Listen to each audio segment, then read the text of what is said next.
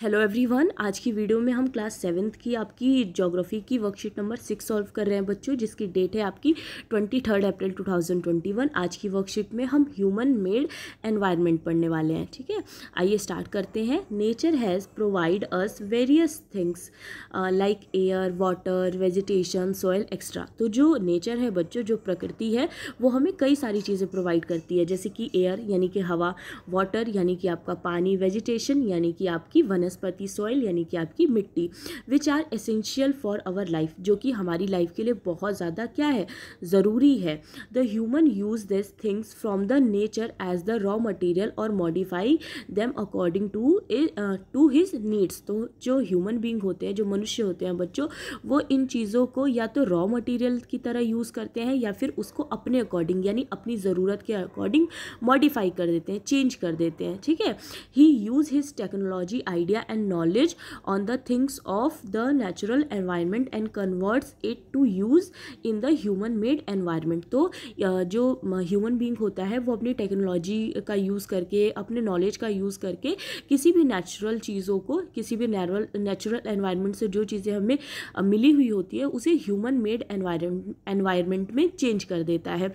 The environment made by humans for their convention is called a human made environment. ठीक है, तो जो humans होते हैं वो अपने अकॉर्डिंग, ठीक है, अपने आराम के लिए, अपने कन्वेंशन के लिए क्या करता है, जितना भी हमें एनवायरनमेंट से चीज़ मिला होता है उसको अपने अकॉर्डिंग वो चेंज कर लेता है। जैसे मान लीजिए बच्चों, एक ट्री का एग्जाम्पल ले लीजिए। ठीक है, तो ट्री है, ये हमें नेचर से मिला है, तो जो ह्यूमन बीइंग होगा वो इसके फ्रूट्स लेगा, ठीक है, इसके जो फ्लावर्स होंगे ये भी लेगा, उसको अपने अकॉर्डिंग यूज़ करेगा जैसे भी उसको करना है। इसके अलावा इसकी जो वुड होगी, ठीक है, या तो इसका रॉ मटेरियल की तरह यूज़ करेगा, इसके अलावा वो इसमें मॉडिफाई भी कर सकता है अपने टेक्नोलॉजी के थ्रू या फिर अपने नॉलेज के थ्रू। वो क्या कर सकता है, उस वुड से चेयर बना सकता है, वो उस वुड से बुक बना सकता है, वो उस बुक से टेबल बना सकता है, मतलब कि उसको जो चीज़ चाहिए वो उससे बना लेगा। ठीक है, तो आप एग्जाम्पल ले लीजिए, ट्री है, तो ट्री क्या है, ये हमारा एक नेचर से मिला हुआ मतलब नेचर से हमें प्रोवाइड है, नेचुरल एनवायरनमेंट में आता है ये। और जो ह्यूमन बीइंग है उसने क्या किया, अब इस ट्री से उसको जो भी चीज़ें मिली उसने उसको चेंज कर लिया, उसको मॉडिफाई कर दिया। तो मॉडिफाई करके उसने जो चीज़ें बनाई, जैसे चेयर, बुक, टेबल, ये सारा क्या कहलाता है, ये सारा ह्यूमन मेड एनवायरनमेंट कहलाता है। ओके बच्चों, आई होप आप समझ गए होंगे। उसके बाद एग्जाम्पल देखिए, यहाँ पर दिया गया है, जैसे वुड्स है, for trees of trees are use to make furniture. तो वुड का यूज़ कहाँ किया जाता है, फर्नीचर बनाने में। वैसे ही है, bricks are made from soil to build house. तो सॉइल होता है, ठीक है, तो सॉइल का यूज़ किस में किया जाता है बच्चों, ब्रिक्स यानी कि जो ईंटें होती है ना, ईंटों को बनाने के लिए पहले ईंटें बनती है। अब ब्रिक्स का जो ह्यूमन है वो किस में यूज़ करेगा, वो अपने घर को बनाने में उसका इस्तेमाल करेगा। ठीक है, तो ये हमें नेचर से मिला। अब जो ह्यूमन है उसने उसको ब्रिक में चेंज कर दिया और उसके बाद उसने अपने लिए घर बना लिया। तो उसका घर बनाना, ब्रिक्स बनाना, ये सारा ही ह्यूमन मेड एनवायरनमेंट कहलाता है।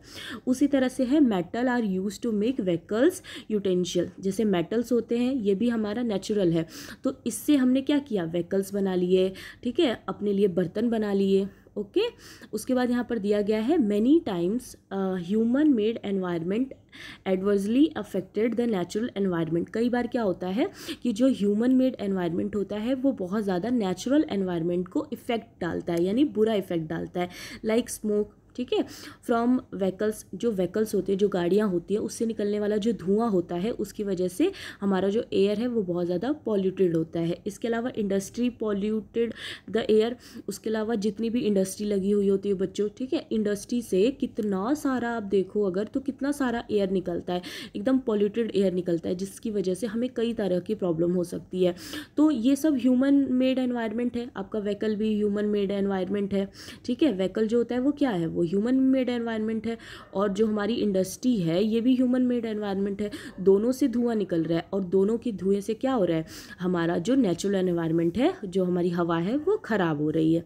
ठीक है, a perfect balance is necessary between the natural and human environment. तो एक अच्छा सा बैलेंस बना के रखना दोनों में ही, ह्यूमन एनवायरनमेंट में भी और नेचुरल एनवायरनमेंट में भी, दोनों के बीच में एक बैलेंस बना के रखना बहुत ज़्यादा ज़रूरी है। ठीक है, हम नेचर का इतना ज़्यादा भी यूज़ ना करें कि हमारे लिए ही खतरा बन जाए। ठीक है, और मतलब दोनों ही चीज़ें ज़रूरी हैं। जैसे आज के टाइम पे आप देखो ही नेचर को इतना ज़्यादा इस्तेमाल किया गया है कि आज मतलब नेचर अपना विकराल रूप दिखा रही है, अगर हम बहुत अच्छे से देखें तो, ठीक है। Human must learn to live and use their environment in a harmonious वे।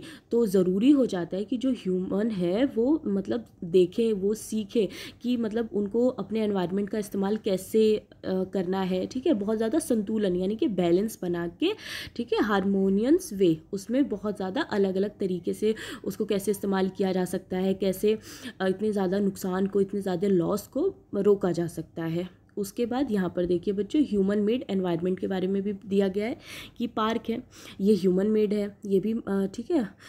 जैसे बिल्डिंग्स वगैरह हो गई, रोड हो गया, ब्रिज हो गया, फैक्ट्रीज़ हो गई, ये सारी चीज़ें हमारी ह्यूमन मेड एनवायरनमेंट्स ही हैं सब। ओके उसके बाद नेक्स्ट है, why does the modify his environment, why does man modify his environment. जो मैन है वो क्यों मॉडिफाई करता है अपने एनवायरनमेंट को, तो man modifies his environment to meet his growing needs and to live a comfortable life. क्यों, क्योंकि वो अपनी ज़रूरतों को पूरा करना चाहता है और एक आरामदायक जीवन यानी कि कंफर्टेबल लाइफ जीना चाहता है। क्वेश्चन सेकंड है, from your surrounding list those substance which pose the threat to our environment. तो आपको कुछ ऐसे एग्जांपल्स बताने हैं अपने आसपास से जो कि हमारे एनवायरनमेंट को क्या करते हैं, नुकसान पहुंचाते हैं। जैसे कि पॉल्यूटेड वाटर, ठीक है, स्मोक हो गया, टॉक्सिक गैसेस हो गई, फ्रिज और एसी की वजह से भी हमारा जो मतलब एयर है वो बहुत ज़्यादा पॉल्यूटेड होता है, ठीक है। उसके बाद ये थर्ड क्वेश्चन हो जाएगा बच्चों, question number third, fill in the table with the help of example of our surrounding. जैसे ह्यूमन मेड एनवायरनमेंट यहाँ पे लिखना है और यहाँ पे नेचुरल। तो ह्यूमन मेड में कार और फैन का एग्जाम्पल पहले से दिया है, तो आप लिख सकते हो चेयर यानी कि कुर्सी, पेंसिल लिख सकते हो, बिल्डिंग लिख सकते हो, पेन लिख सकते हो। और नेचुरल में रिवर, ठीक है, तो हम ट्रीज लिख सकते हैं, ओशियंस लिख सकते हैं, सी लिख सकते हैं। ओके तो ये थी आज की आपकी वर्कशीट। आई होप आपको अच्छी लगी हो। Thank you so much.